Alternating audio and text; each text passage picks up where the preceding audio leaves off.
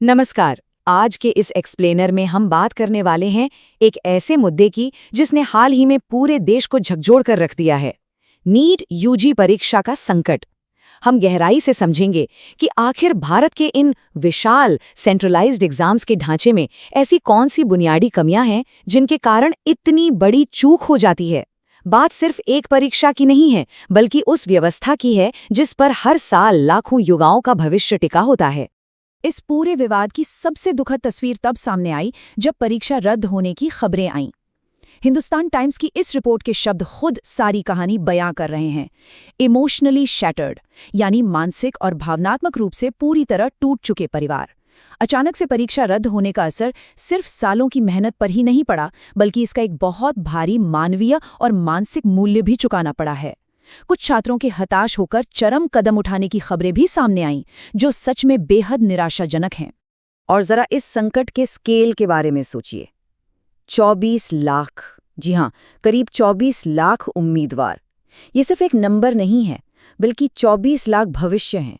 24 लाख सपने हैं जो अचानक से एक ही झटके में अधर में लटक गए। इतने बड़े स्तर पर किसी एग्जाम सिस्टम का इस तरह से क्रैश होना अपने आप में एक अभूतपूर्व घटना है। तो आज हम क्या क्या कवर करने वाले हैं? सबसे पहले हम इस पेपर लीक की पूरी कार्यप्रणाली को डिकोड करेंगे। फिर समझेंगे कि आखिर सेंट्रलाइज्ड एग्जाम्स अक्सर फेल क्यों हो जाते हैं। इसके बाद एनटीए के काम करने के तरीके का मूल्यांकन करेंगे। फिर नए एंटी चीटिंग कानून पर नजर डालेंगे और अंत में ये देखेंगे कि क्या इस पूरे सिस्टम को वाकई सुधारा जा सकता है। चलिए शुरू करते हैं। पहला हिस्सा, पेपर लीक की इनसाइड स्टोरी। तो ग्राउंड जीरो पर असल में हुआ क्या था? बिहार पुलिस की इकोनॉमिक ऑफेंसेस यूनिट की जांच में एक पूरा का पूरा सॉल्व गैंग बेनकाब हुआ, जो पूरी प्लानिंग के साथ काम कर रहा था। स्टेप 1, उम्मीदवारों से 30 से 50 लाख रुपए तक की भारी भरकम रिश्वत ली गई। सोचिए, इतनी बड़ी रकम।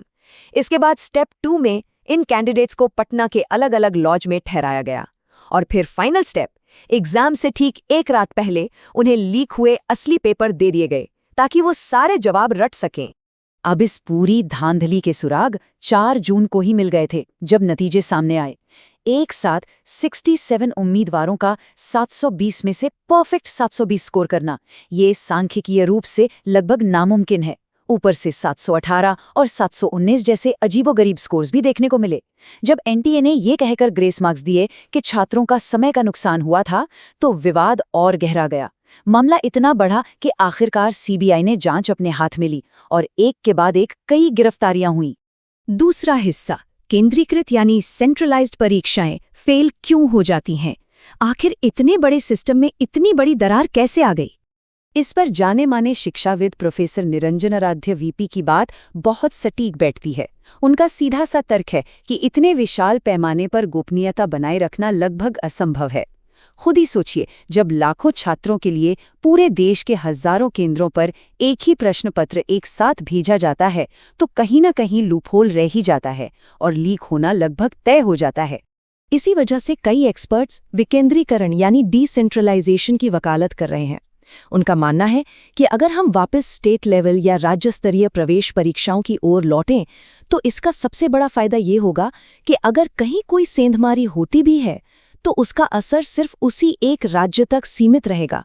इससे पूरे देश के छात्रों की मेहनत बेकार नहीं जाएगी और साथ ही अलग अलग राज्यों की अपनी रीजनल और एजुकेशनल डाइवर्सिटी भी बची रहेगी। तीसरा हिस्सा, एनटीए यानी नेशनल टेस्टिंग एजेंसी का मूल्यांकन। क्या ये संस्था इतने बड़े एग्जाम्स कराने के लिए वाकई सक्षम है? यहाँ शिक्षा विशेषज्ञ पीवी प्रिंस गजेंद्र बाबू एक बहुत ही बुनियादी चिंता जाहिर करते हैं।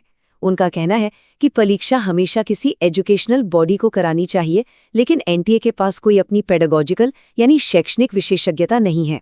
एक एग्जाम को डिजाइन करना और छात्रों का सही मूल्यांकन करना एक बहुत ही एकेडमिक काम है, जबकि एनटीए मूल रूप से सिर्फ एक लॉजिस्टिक एजेंसी की तरह काम करती है। और इन्हीं सब खामियों का नतीजा था वो भारी आक्रोश जो पूरे देश में देखने को मिला। नई दिल्ली में इंडियन यूथ कांग्रेस ने बड़े पैमाने पर विरोध प्रदर्शन किए। छात्रों और कई राजनीतिक दलों ने केंद्रीय शिक्षा मंत्री के इस्तीफे की मांग कर डाली और प्रधानमंत्री की चुप्पी पर भी जमकर सवाल उठाए। देखा जाए तो इस एक संकट ने पूरे के पूरे एग्जाम सिस्टम की विश्वसनीयता को ही सवालों के घेरे में ला खड़ा किया है। चौथा हिस्सा, नया एंटी चीटिंग कानून, इन पेपर लीक्स को रोकने के लिए सरकार का सबसे नया और सख्त कदम। ये है public examination prevention of unfair means act 2024, और ये कानून सिर्फ एनटीए तक सीमित नहीं है। इसमें देश की लगभग सभी बड़ी परीक्षा अथॉरिटीज़ को कवर किया गया है, चाहे वो यूपीएससी हो, स्टाफ सिलेक्शन कमीशन हो या फिर रेलवे रिक्रूटमेंट बोर्ड। इन सभी संस्थाओं के एग्जाम अब इस कड़े कानून के दायरे में आएंगे। अब ये कानून इतना सख्त क्यों है, इसे समझने के लिए हमें इसमें संगठित अपराध यानी ऑर्गेनाइज्ड क्राइम की नई परिभाषा देखनी होगी। अगर कोई भी व्यक्ति या समूह पब्लिक एग्जाम में गलत फायदा उठाने के लिए कोई साजिश रचता है या मिली भगत से कोई भी अवैध काम करता है, तो वो कोई आम चीटिंग नहीं बल्कि सीधा ऑर्गेनाइज्ड क्राइम माना जाएगा। और इसकी सजा वो तो और भी ज्यादा कड़ी है। ऑर्गेनाइज्ड क्राइम करने वाले समूहों को अब कम से कम 5 साल और अधिकतम 10 साल तक की जेल हो सकती है, और साथ ही 1 करोड़ रुपए तक का भारी भरकम जुर्माना। सबसे खास बात यह है कि अगर पेपर प्रिंट करने वाली या उसे ट्रांसपोर्ट करने वाली सर्विस प्रोवाइडर कंपनियां भी इसमें शामिल पाई गईं, तो उन्हें भी 3 से 10 साल की जेल और 1 करोड़ का जुर्माना भरना पड़ेगा। इसे पूरी तरह से एक गैर जमानती अपराध बना दिया गया है ताकि इन परीक्षा माफियाओं में खौफ पैदा किया जा सके।